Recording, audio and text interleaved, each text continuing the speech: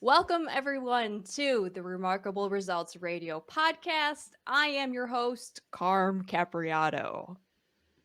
Just kidding. If you think Carm's voice sounds a little different, it's because it's me. It's Tracy, his daughter. I am taking over the podcast. I have two incredible guests that have also turned into amazing friends in the industry. So, with me today is Sara Fraser. She is the VP of Business Development and Client Services with her dad, Bill Haas, and they own Haas Performance Consulting. Hi, Sara. Thank you so much for being on with me. Hey, Tracy. Thanks so much for having me.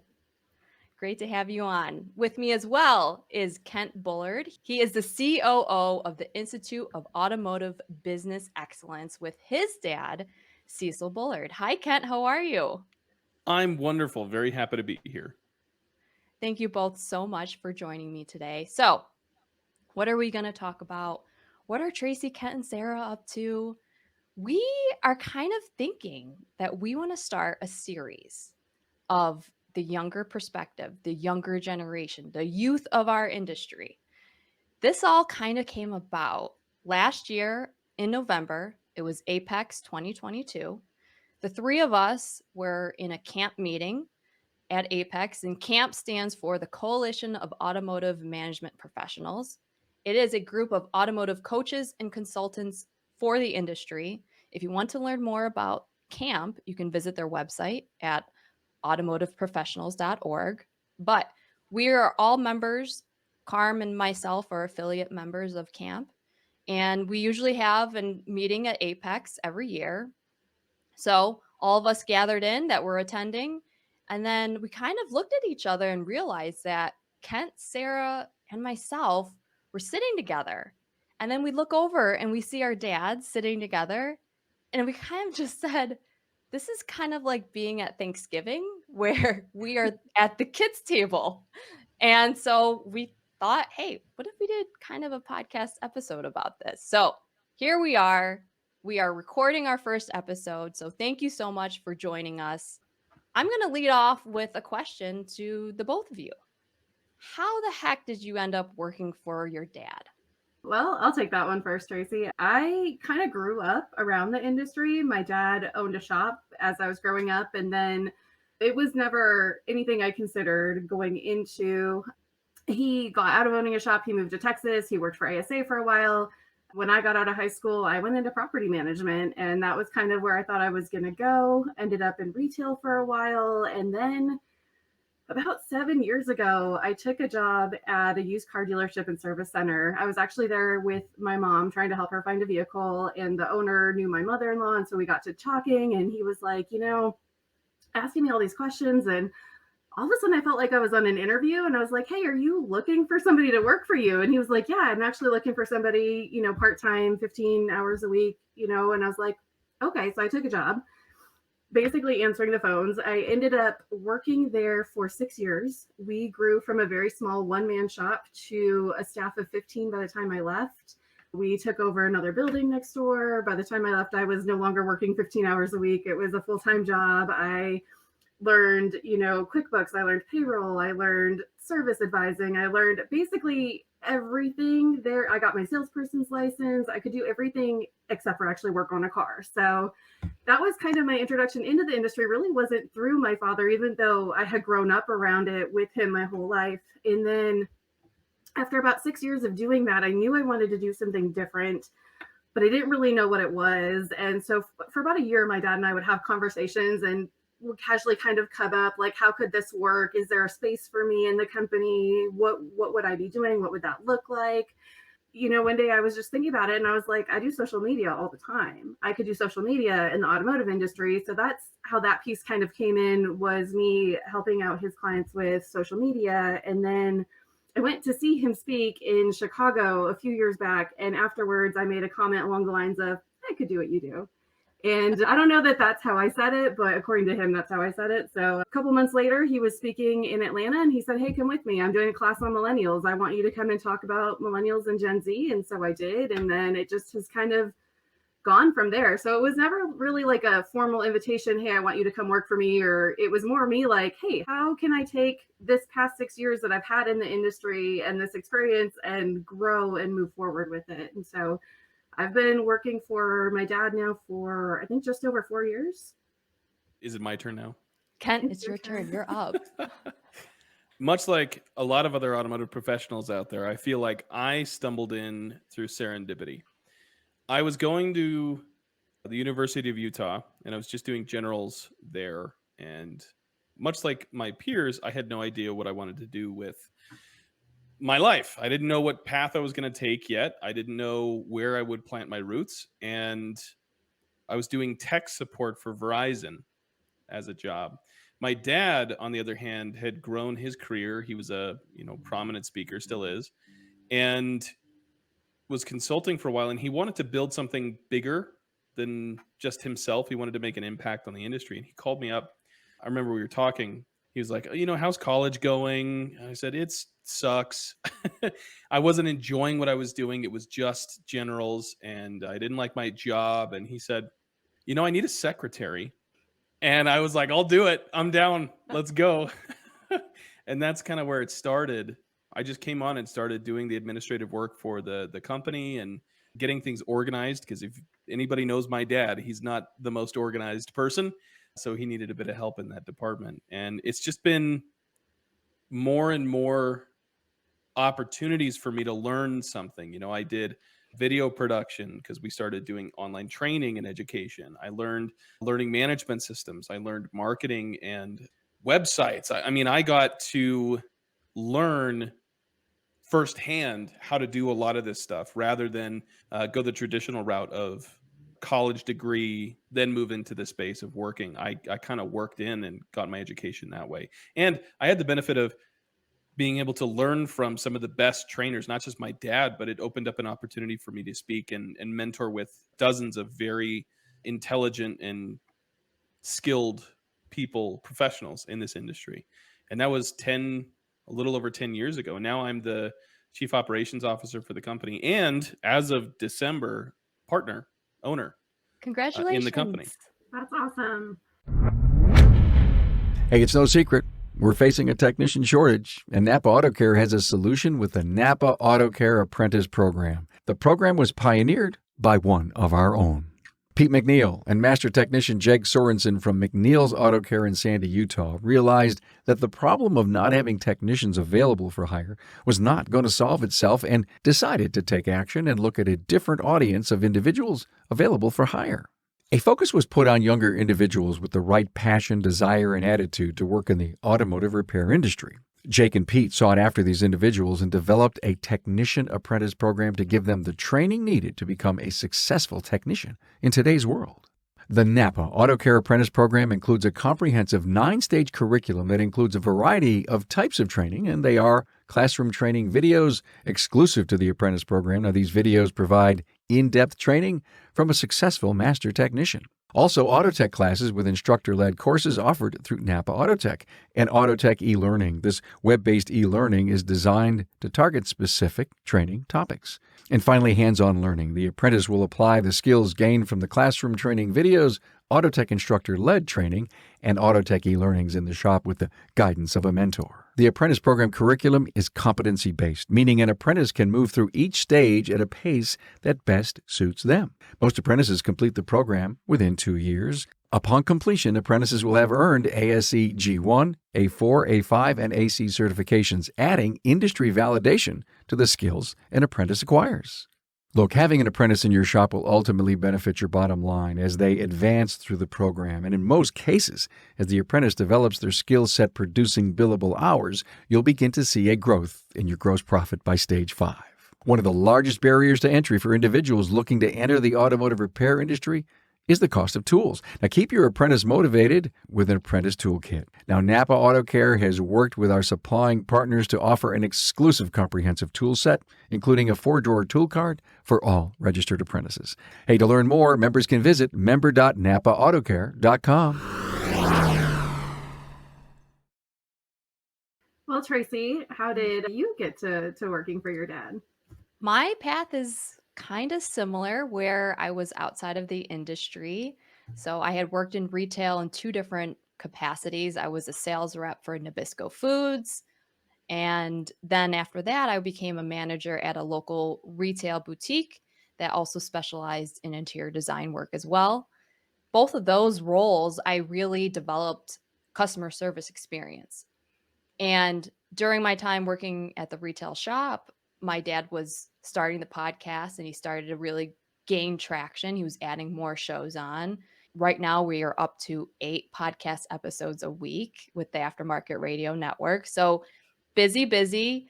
And I kind of approached him and said, I know you need help. Do you want me to help you part time? I have no idea what audio is or what you want me to do. And he said, great, I would love that. So he had me start to edit his podcast. And I did that for about 3 years while working in retail. And then, we kind of started talking about coming on full time. And initially I said no. I said no. He would always hint at it over the years. It would be great if we worked together full time. And I said, no way. My mind, I thought, I have no automotive experience. I'm not a technician, mechanic. So how could I bring any value? And hopefully, with this podcast, we are going to be opening the doors for the younger generation to really see not only the opportunity that the automotive industry has, but there are so many roles and jobs and careers in this field. So, the three of us right now, we do not work on cars, but we are in the automotive industry. So, there are a lot of different career paths that can happen. All right. So, let's kind of talk about, do you guys have any myths that you would like to set the record straight about working with your dad? It's not just handed to me. Like, things aren't just given to me. Like, there was no job description pre-existing. There was no, this is what you're going to do. Here's a job that I've created for you. I've literally had to build it myself. Most of my clients were not necessarily just like, oh, here, now you have this client. I had to set up the calls and do my pitch and get them interested in what I was doing. And yeah, I think that sometimes it's just people think, oh, well, you work for your dad, so that's why you are able to go and do these things. And I think there is definitely, it helps, like, having that name and having people know who he is. But at the same time, it's not like this, what I do now was something that was created and just like I was plopped into this position to do it. It was a lot of trial and error and creation along the way of figuring out the road and how it was going to look like. I remember a little while ago, me and my dad were having lunch, as we do sometimes, and during those lunches we talk business, and he brought up something that struck a chord with me. He said, you know what, I've never been here before. He'd built businesses, automotive shops, he'd built, scaled them, sold them, that experience, but never a consultancy and never to the degree that we're at now. And it hit me because I had to do the same thing. You talk about nepotism. Honestly, I had to build my career path underneath my dad. It wasn't handed to me. He was first starting out with this secretarial stuff, and I saw opportunity. He saw opportunity. Really, what happened was he said, that's a great idea. We're going to do it. But that happened every time we had a good idea. And I had to be like, okay, which idea do we actually pursue here? So yeah, it's been an insane amount of work. And I feel like it's the same type of deal with people who work for their dads in automotive businesses. They feel like, I'm here because my dad is, or my mom is the owner, and that's why I'm here. For me personally, it's been very stressful because I feel like I always have to prove myself to some degree. I do a lot of research. I do a lot of education. I practice to make sure that nobody ever looks at me and says, you're in that position because because of your dad. Right. It's like there's more pressure because of it. Exactly. Yeah. Exactly. I think the misconception can be, if you work for a parent, that's easy because you're going to be able to do what you want. And isn't that great that your boss is your dad? Well, you're never going to have to do anything. And the three of us, we work really hard, and we work harder because of that. I feel like even more. Yeah. Not to be I not to mean, be on like a pedestal, everybody, hey, we don't, hey, we're millennials. We're allowed to talk about how awesome we are. It's okay. Uh, but to speak to that, like when I first came into the industry, we didn't really tell a lot of people that I was Bill's daughter. If I was submitting courses we have different last names. So a lot of people who didn't know me, unless they met us at an event together, you can pretty much tell when you see us next to each other that we're related. But if I was submitting courses to be considered for events and things like that, I wouldn't put on there like Bill Haas's daughter, and Sara Fraser. So that's not connected to Bill Haas at all. So it was kind of, in the beginning, we almost didn't want that, people seeing my name as his daughter, and kind of, and now we're very open about it, and it's great, and I love to celebrate the fact that I'm his kid. And but at first it was kind of like a little, weren't sure how we wanted to address it. I wanted to be professional. I wanted to present professionally, especially because of my age as well, and going into business consulting, telling people who are a lot older than me how to start improving their businesses, right? I started with that, not trying to allude that I'm his son, that we're related in any way. And I didn't realize how much that hurt him whenever I would refer to him as Cecil in a meeting, until one day he told me, he said, "I'm Dad." And that was it. I got it. Got it, Dad. All right.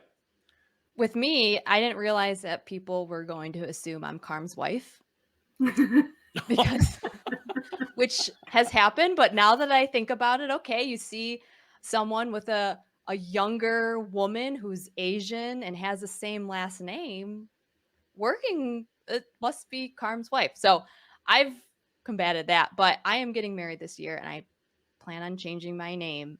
And I'm thinking that probably will help the confusion a little bit.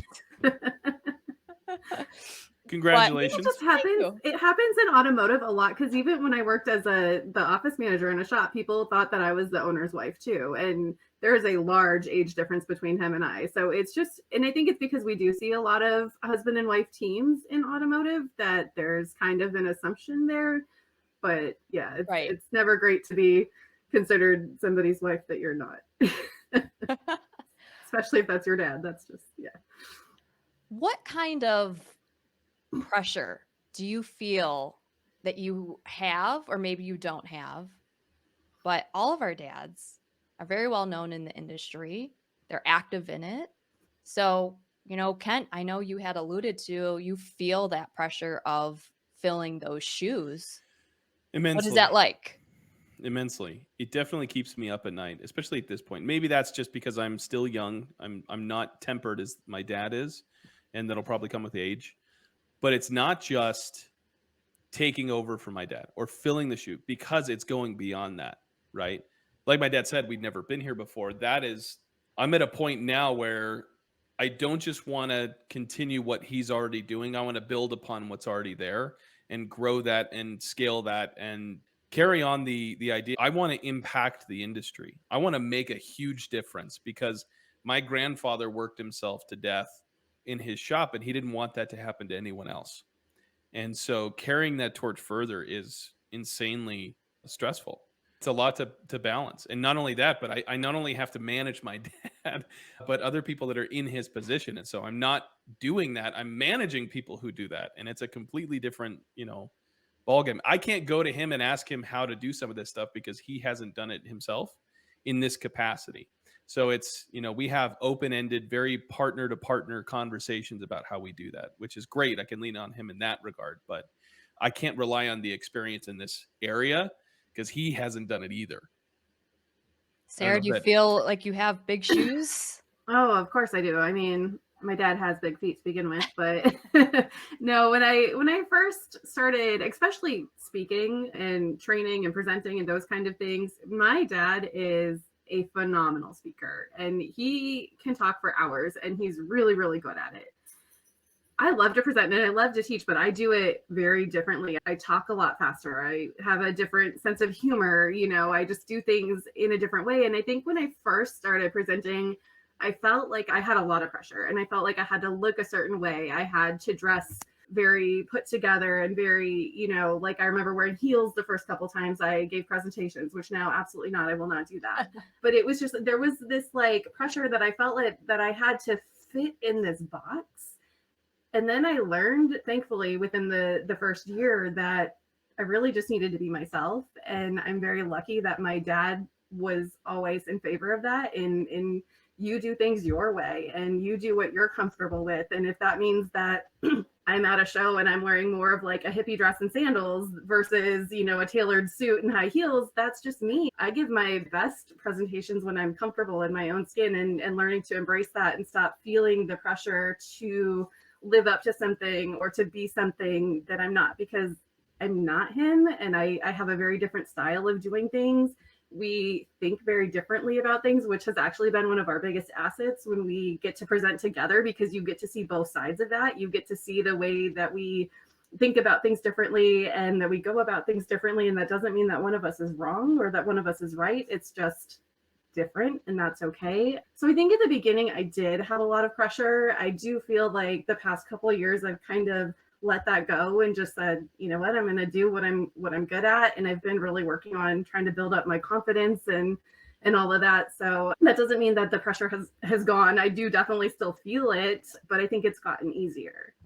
I think about the phrase, the apple doesn't fall far from the tree, that everyone loves using. And people may see us as, daughter or son.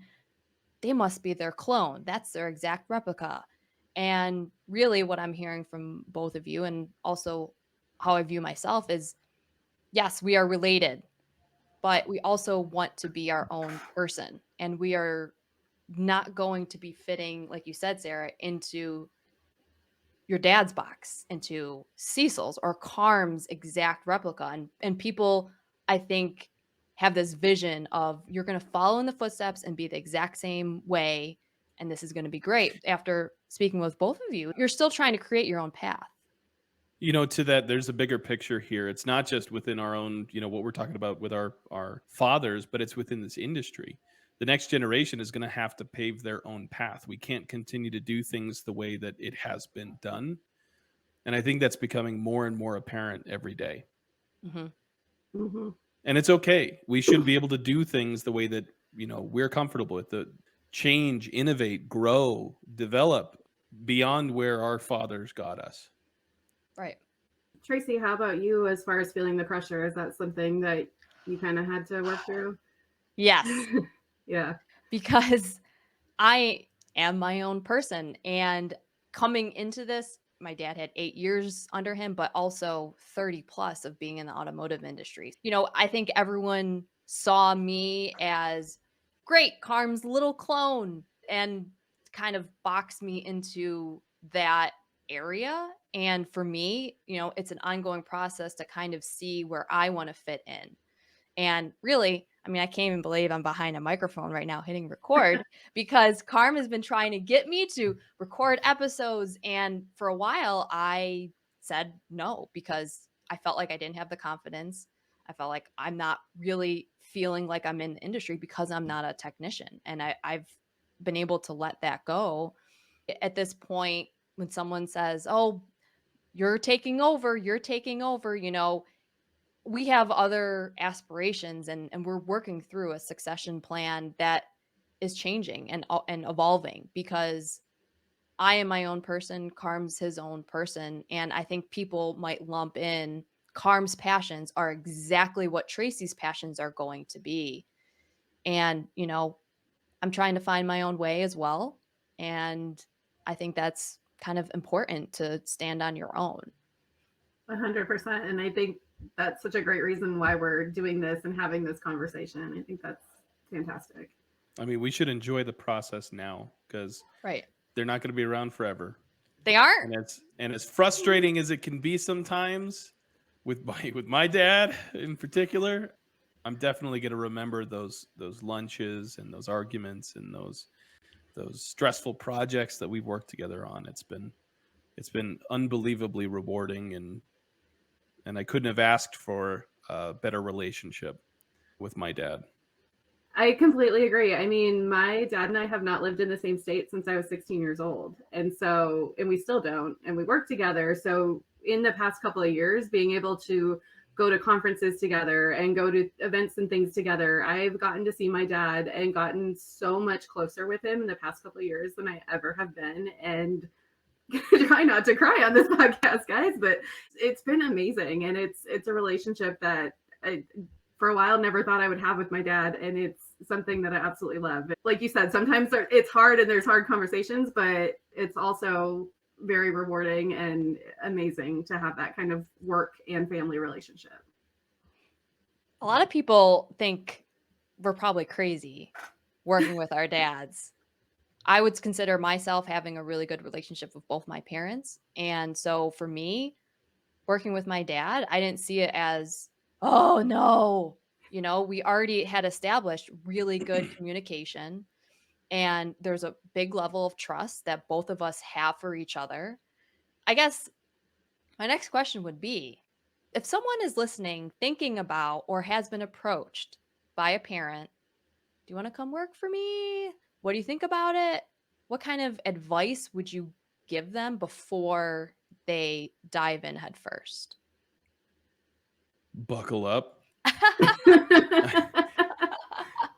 You might have had a good relationship. I actually didn't really know my dad until I started working for him. He devoted so much of his life to saving the industry. I think he perpetuated the same thing that his dad did. And when I finally started working for him, I mean, all of that disconnection came together all at once in the first couple of years that I worked with him. I mean, there was tension, there was arguments. We were not aligned in our values. We had fights like you wouldn't believe.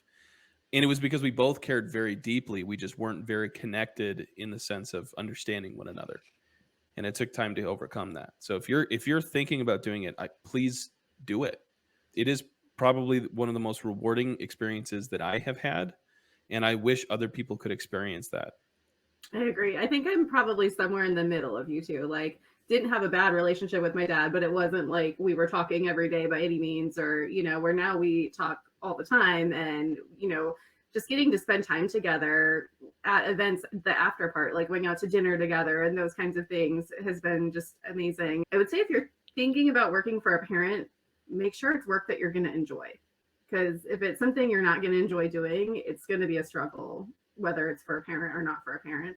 That for me was why I wanted to get out of working in the shop. I knew I wanted to do something else, and I had to find the thing that was going to spark that joy and make me feel that I had some sense of purpose again. And I found that. And also just there has to be a level of respect on both ends. You have to be respectful to your parent. I'm so lucky that my dad is very open and respectful to my ideas, and that we have good conversations. And even if we don't always agree, they're handled in a way that we're not screaming at each other ever. We can respectfully disagree on stuff. And I think this has absolutely been the best job I've ever had, being able to have that relationship with him. So I do think if you have an opportunity to work with a family member, if you are able to get along with each other and respect each other and do work that you're going to enjoy, absolutely do it. Sarah, I didn't realize that I enjoyed the work until about 3 years in.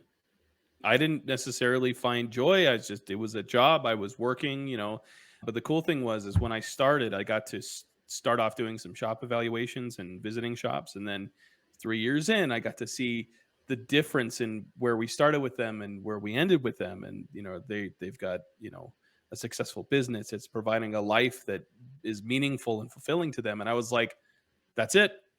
That's what I want. I didn't know what I wanted to do in college. I didn't know what I wanted to do in high school. And it took forcing myself into an experience to see that I could actually find meaning and purpose through service in this or any other position. But this is the one that I was handed. So that's how I came to appreciate what I do. Mm-hmm. I think for me, I had hesitation coming on board full time because I didn't know if I was going to enjoy this. And it really took Carm and I having multiple discussions on what my role would be. We started mapping out what a year would look like, a calendar year. And he said, I would love to have you join me traveling to different conferences. And for me, I'm like, what is an automotive conference? I don't even know what that is. But I dove in, and he really did say, and he believes this entirely, that it's the people. You are going to love the people. Trust me. I know you're going to love it. And here I am. And I do. I absolutely love it. I have now connections and friends all around the country. Now that we're going into like our slow time of no events in the summer, I'm like a little sad about it because I miss seeing people. I miss seeing you, Kent, and Sarah in person. But that's something that sometimes you don't know, but you just have to do it anyways. And little did I know it was going to open a huge opportunity to me. And I really noticed that I was listening to the podcast differently when this was my career. I listened with a different ear, and I have been able to listen to speakers and shop owners and technicians and coaches and consultants all around the country giving their advice to elevate this industry, to make sure no one's left behind, and to give leadership advice, culture advice. These are all things that anyone can find value in 100%. So, Kent, I'm with you on that. I love what you said. Carm said, "Come for the people. You're gonna love the people," and I think that's something that often goes missed. It's like we're not an automotive industry. We're a people industry who fix cars. Yep. And whether your stepping stone is coming in as a service advisor or an administrator or as a podcast editor or as a secretary in this industry, that's just a stepping stone for a very fulfilling career with unbelievably passionate people. I couldn't agree with you guys more. One of the very first events I went to when I first started working for my dad, he brought me to Vision, and I want to say it was 2019. I wasn't there to speak. We didn't have a booth. He didn't bring me to do work. I believe he was speaking, but he just wanted me to come and meet people and experience the event. And it was just very eye-opening. And the reception of people just meeting me and being so on board with the fact that I was coming to work for the company, and just, yeah, I have met so many phenomenal people in this industry. And, the fact that your dad said to come for the people, that's amazing. Because I feel like that my dad bringing me to Vision was his way of kind of doing that as well. Like, come meet these amazing leaders in this industry. And now some of them are my biggest cheerleaders, which is just, I love it. And you guys included. So. Has there been anything that really surprised you, either about the industry or about your dads, that you never knew? For me, my dad has always said, I get energized by people. And it wasn't until I came on board and we were at events and seeing his daily grind that that's a real thing. And he's not just saying that because he's going to label himself as an extrovert. He really does get his energy from people. So it has been amazing to see that in person. And I guess for the automotive industry, and I know we already spoke about the people, but really, I didn't know how vast this industry was. And I'm not just saying this because both of you have coaching companies, but coaching and having an accountability partner was something that was new to me, that shop owners have coaches, service advisors have coaches. And once you start getting really ingrained into that, and what coaching can lead to, and having that person that is going to be a fresh set of eyes, look at your business a different way, and also hold you accountable and push you, I think that's a part of the industry that maybe certain shop owners don't have any clue about, is the power of coaching and having someone, like you said, Sarah, in your corner. Mm-hmm. I was thinking on it. One of the things that really surprised me that I did not expect was how much education is required to continually fix vehicles. New tech comes out constantly, new engineering, new vehicles, new tools. It is insane to me how much education is required for an automotive technician to work. I remember when I started first writing classes, I was going to tackle millennials, and then I ended up not doing that. And then I think a year later you did, Sarah. But I was doing research on different industries, and it was like the medical field was up here as like the most aftermarket education that's required to do their job, and then the automotive industry was like right here. It was just a little dip, and then the next one was quite a big dip. It's insane.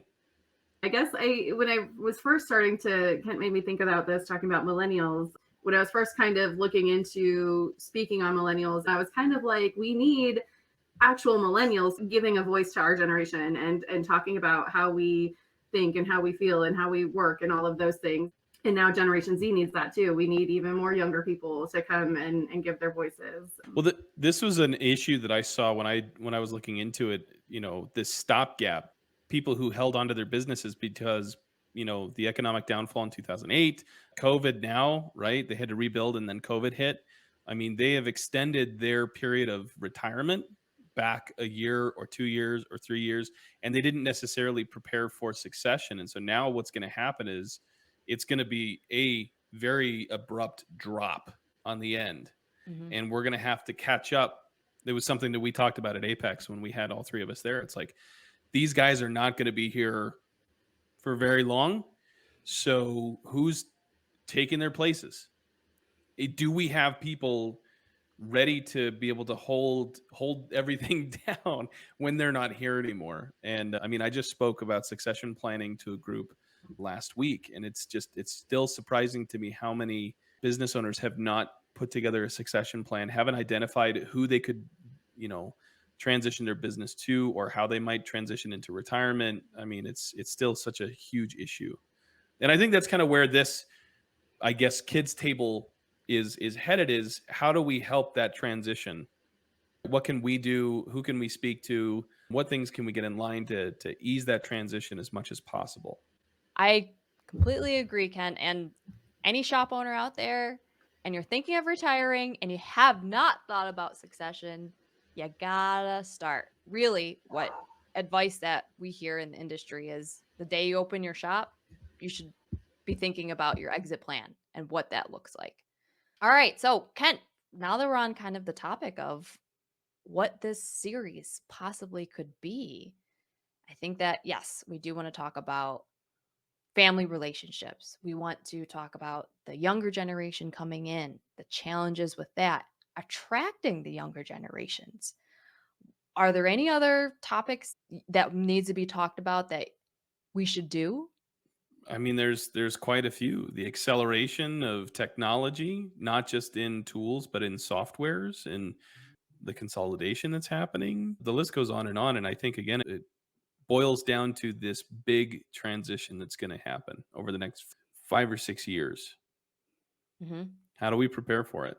The very experienced technicians, owners, professionals out there who are holding down the fort, making things run as best as they can, exceptionally well, they're very experienced. I was talking to a shop owner the other day, and they were complaining about having to deal with guys who are coming out of UTI or these trade schools, and they're like, oh, they can't turn hours. And it's like, you're going to have to teach them how to turn hours. They're not going to be able to produce at your level coming out of trade school. I mean, they didn't either, right? And I think that's going to be one huge hurdle that this industry is going to have to overcome, is all of these very experienced high producers are going to age out. So what are we doing to prepare the next generation to be high producers so we can continue to serve our clients?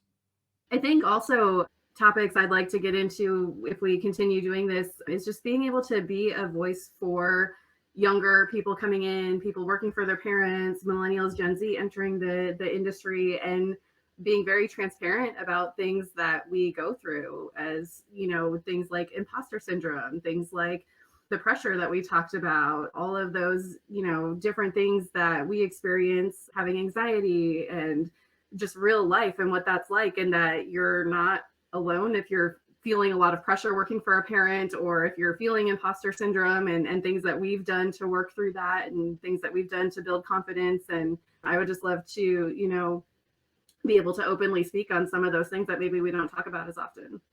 Completely agree. So, to our audience, if you're liking what you're hearing and you want to hear more, send us an email. So I will give my email out. It's Tracy, TRACY, at remarkableresults.biz, BIZ. I will also put Kent and Sarah's email addresses in the show notes as well. So if you have a topic in mind that you would love to hear us chit chat about, if you would like to be a guest on our show, please send us an email. We're kind of piloting this. You never know, a network could maybe pick this up, but we Do you know really somebody? no. But Spotify, if you're listening, you're in. I just want to thank both of you for coming on and kind of testing this out. You know, we were talking about this for a couple of months, and here we are. We did it. We recorded it. I'm so glad to be here with you. So let me go around the room. Sara Fraser, thank you so much for being here. She is the VP of Business Development and Client Services with her dad, Bill Haas from Haas Performance Consulting. And thank you so much, Kent Bullard, the COO of the Institute for Automotive Business Excellence with his dad, Cecil Bullard. So thank you both so much for joining me. I had a ton of fun talking with you guys, but I always do. So I knew this was going to be fun and kind of easy to catch up and also put it on tape and put it out there for the world. So with that, thank you, Sara and Kent, so much. And we'll talk to you later. Thank you. Thank you. Tracy, always good to see you behind the microphone. Thank you.